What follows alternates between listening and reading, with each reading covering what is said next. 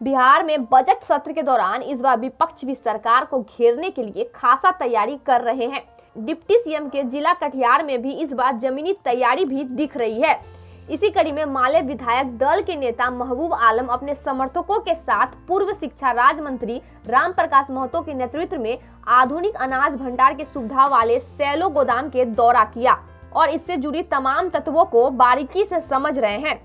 माले विधायक ने कहा कि सरकार उद्योग विस्तार की जो भी बातें कर रहे हैं, खासकर कृषि उपज से जुड़े उद्योग और अनाज भंडार के साथ साथ शिक्षा के क्षेत्र को लेकर जो भी घोषणाएं हो सकती है, उसकी धरातल पर क्या तैयारी है, इसी को समझने के लिए वो यहाँ आए हैं ताकि विधानसभा में सही सवालों के साथ सत्ता पक्ष को घेरा जा सके। वहीं पूर्व मंत्री रामप्रकाश महतो ने भी जनता के मुद्दे पर सड़क से लेकर सदन तक सरकार को घेरने की बात कर रहे हैं।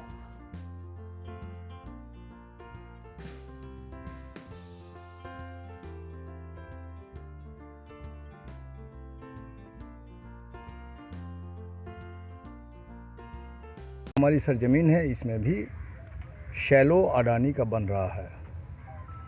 आने वाला 19 से सेशन चलेगा बिहार विधानसभा में, और उस सेशन से पहले भी सेशन चला था जो हम लोगों ने किसान आंदोलन का मुद्दे को उठाया।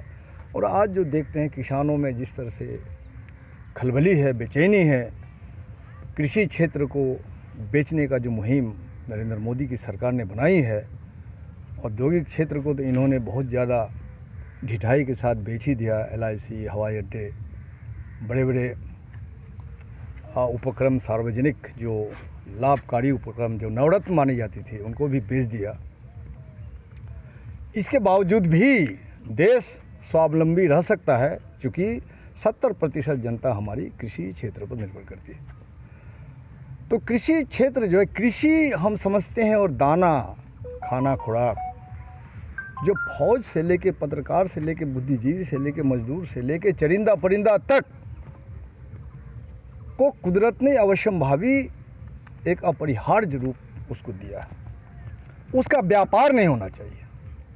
हम उठाएंगे इस सवाल को विधानसभा में जोरदार ढंग से उठाएंगे, क्योंकि बिना देख के अपनी नज़र से हवा में कोई सवाल उठाना ठीक भी नहीं है। इसलिए आप लोग अभी हम लोग सहयोग चाहते हैं। तारीख से विधानसभा का सत्र है।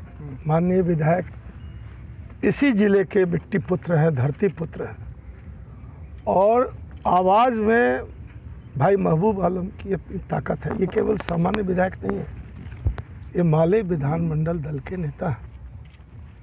इनको तो प्रॉपर कोटा भी मिलेगा, टाइम मिलेगा कि इनको आप किसी भी विषय पर इन्हीं को बोलना है। इन्होंने इच्छा जाहिर की तो उनका चला जाए। तुम लोग जानकारी प्राप्त करने के लिए कि भाई कितनी क्षमता का है, कहाँ से रिसीविंग यूनिट है।